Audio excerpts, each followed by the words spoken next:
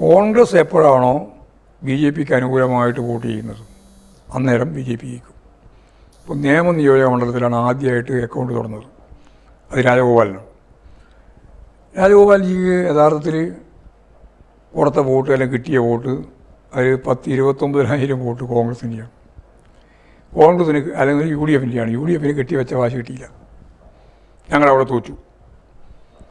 അതിനുശേഷം കോൺഗ്രസ് അവിടെ സജീവമായിട്ട് മത്സരിച്ചു. കോൺഗ്രസിൻ്റെ വോട്ട് കോൺഗ്രസിന് കിട്ടി. ഞങ്ങൾ വോട്ട് ഞങ്ങൾക്ക് കിട്ടി. ഞങ്ങൾ ജയിച്ചു. അതാണ് നിയമം പൂട്ടിച്ചത്. ഇനിയിപ്പോൾ തൃശ്ശൂരാണ്. തൃശ്ശൂർ 84,000 വോട്ടാണ് കോൺഗ്രസിൻ്റെ കുറഞ്ഞത്. 84,000 വോട്ട്. എന്നിട്ട് 74,000 വോട്ടിന് യഥാർത്ഥത്തിൽ അവിടെ ബി ജെ പി ജയിച്ചു. ഞങ്ങൾക്ക് 16,000-ലധികം വോട്ട് കൂടുതൽ കിട്ടി. പക്ഷേ ഞങ്ങൾ 2ാം സ്ഥാനത്തായി, കോൺഗ്രസ് 3ാം സ്ഥാനത്തായി.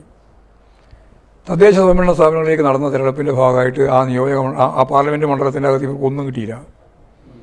എന്ന് പറഞ്ഞാൽ കോൺഗ്രസിൻ്റെതായ വോട്ട് പിടിച്ചു, ഞങ്ങളുടേതായ വോട്ട് പിടിച്ചു. ബി ജെ പിൻ്റെ വോട്ടേ കിട്ടുള്ളൂ. ഇവിടെയും ജയിച്ചില്ല. അതിൻ്റെ അർത്ഥം യഥാർത്ഥത്തിൽ തൃശ്ശൂർ പാർലമെൻറ്റ് മണ്ഡലം പൂട്ടി. അവർക്ക് ഒരു സ്വാധീനം നടത്താൻ കഴിഞ്ഞിട്ടില്ല. പാർലമെൻറ്റ് തിരഞ്ഞെടുപ്പിൻ്റെ കാലത്ത് അവർക്ക് 19% വോട്ടുണ്ടായിരുന്നു. പാർലമെൻറ്റ് തിരഞ്ഞെടുപ്പിൽ, ഈ കഴിഞ്ഞ പാർലമെൻറ്റ് തിരഞ്ഞെടുപ്പിൽ, 18ാം ലോക്സഭാ തിരഞ്ഞെടുപ്പിൽ. ഇപ്പോഴത് 16% ചുരുങ്ങി. ഞാൻ ആദ്യം പറഞ്ഞാണ് ഇവരുടെ വോട്ട് ചുരുങ്ങാൻ പോവുകയാണെന്ന്. അപ്പോൾ കോൺഗ്രസ് എവിടെയൊക്കെയാണോ അവർക്ക് അനുകൂലമായിട്ട് വോട്ട് ചെയ്തത് അവിടെ ബി ജെ പി ജയിച്ചു. അതാണ് തിരുവനന്തപുരം കോർപ്പറേഷൻ. 41 നിയോജക മണ്ഡലങ്ങളിൽ കോൺഗ്രസ് 3ാം സ്ഥാനത്തേക്ക് പോയി. ആ 41 നിയോജക മണ്ഡലങ്ങളിലും ബി ജെ പി ജയിച്ചു. 21 നിയോജക മണ്ഡലങ്ങളിൽ ബി ജെ പി കോൺഗ്രസിന് അനുകൂലമായിട്ട് വോട്ട് ചെയ്തു.